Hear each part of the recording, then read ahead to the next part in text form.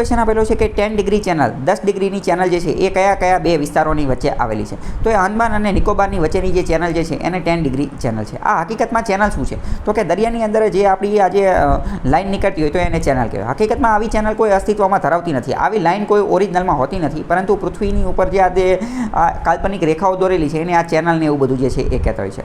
હવે તમારે યાદ કઈ રીતે રાખવાનું એ હું તમને કહું. તમારે 8, 9 અને 10 આ 3 ચેનલ જે છે એ તમારા મગજની અંદર ફિટ હોય છે. 8, 9 અને 10. અહીંયા આપણે થોડુંક સબૂત જોઈ લઈએ કે 10 નંબરની ચેનલ પૂછેલું હતું તો કે અંદમાન અને નિકોબારની વચ્ચે આવેલી છે. જો એ જ તો પૂછેલું છે. ફરીથી એકવાર જોઈ લઈએ કે 10 નંબરની ચેનલ ક્યાં? તો કે અંદમાન અને નિકોબારના ટાપુની અંદર. આપણે અહીંયા સબૂત જોવાની વાત કરીએ કે ભાઈ 10 નંબરની ચેનલ શું હકીકતમાં અહીંયા આવેલી છે કે નથી આવેલી. તો જો અહીંયા આ 10 નંબરની ચેનલ આપેલી છે. આ જે 10 નંબરની ચેનલ, આ 10 નંબરની ચેનલ, અને 10 નંબરની ચેનલ ક્યાં આપેલી છે? તો કે આ ઉપર કોણ છે? ઉપર અંદમાન છે અને નીચે કોણ છે? નિકોબાર છે. આ બધા સફેદ કલરના ટાપુ દેખાય એ કોણ છે? એ નિકોબારના ટાપુ છે. અને ઉપરના જે સફેદ કલરના ટાપુ દેખાય એ અંદમાનના ટાપુ છે. અને એની નીચે આ જે તૂટક કાળા કલરની રેખા દેખાય એ કઈ છે? એ છે 10 ડિગ્રી ચેનલ.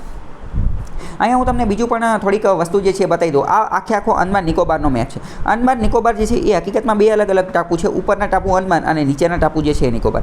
અંદમાન નિકોબારના ટાપુ જે છે એ એક રીતે હિમાલયનો જ ભાગ છે. હિમાલયની પૂંછ છે, હિમાલયની પૂંછડી છે. તો આવું પણ વિધાન સ્વરૂપે પૂછે છે. બીજી વાત, ઘણી બધી વાર અંદમાન નિકોબારના ટાપુને ઉત્તરથી દક્ષિણ અને દક્ષિણથી ઉત્તર ગોઠવવાનું પણ કહેતા હોય છે. તો સૌથી ઉત્તરમાં જે આવેલું છે એને કહેવાય છે ના, એટલે કે નોર્થ અંદમાન, ઉત્તર અંદમાન કહેવામાં આવે છે. એની પછી જે આવેલું છે, એની પછી અહીંયા બરોબર વચ્ચે જે આવેલું છે એ છે મિડલ અંદમાન. એ કયું છે? મિડલ અંદમાન. અને એની નીચે જે આવેલું છે એની નીચે એનું નામ છે સાઉથ અંદમાન. એની નીચે આવેલું છે એનું નામ છે સાઉથ અંદમાન. અને એકદમ છેલ્લે જે આવેલું છે એ છે લિટલ અંદમાન. લિટલ અંદમાન. પ્રશ્ન પૂછે છે કે અંદમાનના ટાપુની અંદર સૌથી દક્ષિણમાં કઈ વસ્તુ આવેલી છે? તો સૌથી દક્ષિણની અંદર આપણને એવું લાગે દક્ષિણમાં આવેલું છે તો એ દક્ષિણ અંદમાન જ હશે, પણ એ દક્ષિણ અંદમાન નથી. દક્ષિણ અંદમાન એટલે કે જે સાઉથ અંદમાન જે છે એની નીચે પણ શું આવેલું છે? લિટલ અંદમાન આવેલું છે. લિટલ અંદમાન આવેલું છે.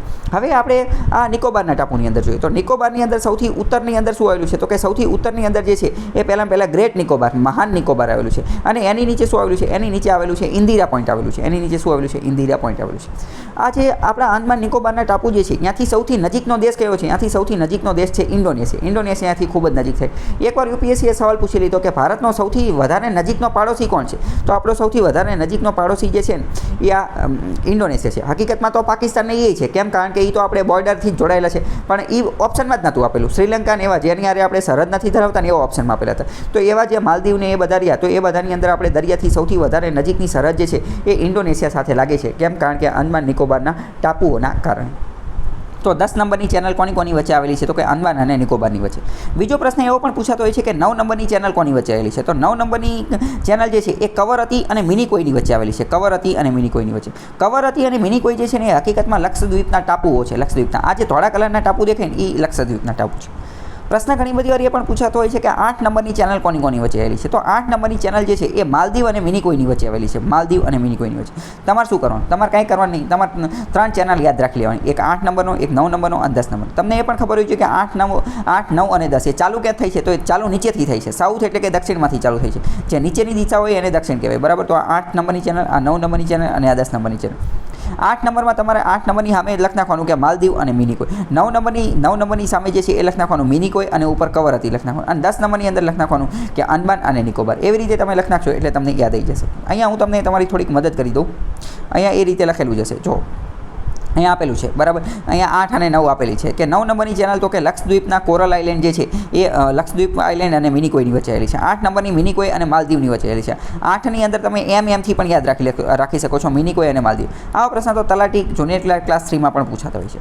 પછી અહીંયા જો 10 નંબરની ચેનલ જે છે તો એ અંદમાન અને નિકોબારની વચ્ચે આવેલી છે. અથવા એમાં તે ડિટેલમાં પૂછવું કે અંદમાનમાં પણ કયું અંદમાન? તો સૌથી દક્ષિણમાં આવેલું છે સાઉથમાં લિટલ અંદમાન. એ અને નિકોબારની વચ્ચે જે છે એ આવેલું છે. બરાબર? તો આવી પ્રશ્ન પણ પૂછાતો હોય છે. ઘણી બધી વાર એ પ્રશ્ન પણ પૂછાતો હોય છે કે જે ભારતની અંદર 2-3 વોલ્કેનો આવેલા છે તો એ કયા છે? આપણે 2 વોલ્કેનો આવેલા છે. એક તો નારકોન્ડમ આઇલેન્ડ જે છે ત્યાં એક વોલ્કેનો આવેલો છે અને એક બેરન આઇલેન્ડ ઉપર પણ એક વોલ્કેનો જે છે આવેલો છે. આ જે નારકોન્ડમ આઇલેન્ડ ઉપર જે આવેલો છે એ તો નાશ થઈ ગયેલો છે, એક્સટિંક્ટ, વિલુપ્ત થઈ ગયેલો છે. જ્યારે બેરન આઇલેન્ડ ઉપર જે વોલ્કેનો આવેલો છે ને એ ડોરમેન્ટ છે, એટલે કે સુસુપ્ત અવસ્થાની અંદર છે. એ ગમે ત્યારે પાછો જાગી શકે છે, એટલે કે સુસુપ્ત અવસ્થાની અંદર છે. પ્રશ્ન પૂછે છે કે ભારતની અંદર એક્ટિવ વોલ્કેનો કેટલા છે? એક્ટિવ તો એકેય છે જ નહીં.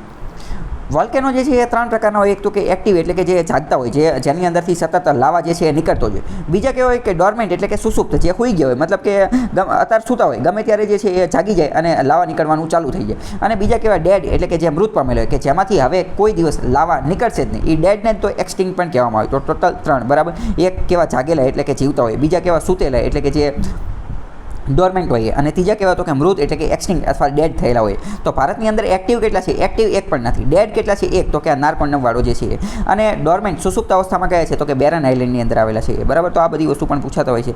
અને આ ગ્રેટ અંદમાનમાં કોનો સમાવેશ થાય? તો કે ગ્રેટ અંદમાનની અંદર નોર્થ અંદમાન, મિડલ અંદમાન અને સાઉથ અંદમાનનો સમાવેશ થાય છે. લિટલ અંદમાનનો સમાવેશ થતો નથી. આવા બધા પ્રશ્નો જે છે એ અલગ અલગ જગ્યાએ જે છે પૂછાતા હોય છે. જો અહીંયા મેં તમને કીધું આવી રીતે તમે લખી શકો છો, બરાબર. 8, 9 અને 10, 8 ડિગ્રી, 9 ડિગ્રી અને 10 ડિગ્રી, આવી રીતે તમે કોષ્ટક બનાવીને યાદ રાખી શકો. 8 ડિગ્રીમાં કોણ આવશે? તો કે મિનિકોય અને આ જે માલદીવના જે એટોલ્સ ટાપુઓ જે છે એની વચ્ચે આવેલી છે. 9 ડિગ્રી કોની વચ્ચે? તો કે મિનિકોય અને લક્ષદ્વીપની વચ્ચે આવેલી છે. અને 10 ડિગ્રી અંદમાન અને નિકોબારની વચ્ચે આવેલી છે. પ્રશ્ન ઘણી બધી વાર એ પણ પૂછે છે કે અંદમાન અને નિકોબારના ટાપુઓ ક્યાં આવેલા છે? તો એ બે ઓફ બેંગાલ, બંગાળની ખાડીની અંદર આવેલા છે. જ્યારે મિનિકોય, લક્ષદ્વીપ ને આ માલદીવને આવું બધું ક્યાં આવેલું છે? આ માલદીવને એવું બધું, તો એ બધા જે છે એ કોની અંદર આવેલા છે? તો કે એ અરેબિયન સી, અરબ સાગરની અંદર આવેલા છે, બરાબર. તો એ પણ તમને થોડી ઘણી ખબર હોવી જોઈએ કે આ બધી વસ્તુ શું હાલે છે અને ક્યાં હાલે છે, એ બધી વસ્તુ થોડો ઘણો તમને અંદાજ હોવો જોઈએ. બીજી આપણે થોડીક ઓર ડિટેલની અંદર વાત કરીએ તો એટોલ જે છે, એટોલ એક રીતે પરવાળાના ટાપુઓ છે. તો પરવાળા જે કોરલ રીફ હોય એના અલગ અલગ પ્રકાર હોય, એટોલ ને કોરલ રીફ ને એ બધી વસ્તુ. તો એ બધી વસ્તુ મેં મેઇન્સવાળા લેક્ચરની અંદર ડિટેલમાં સમજાવેલું છે, તો એ પણ તમે જોઈ લેજો, તમને થોડો ઘણો આઈડિયા આવી જાય કે બધી વસ્તુ શું છે.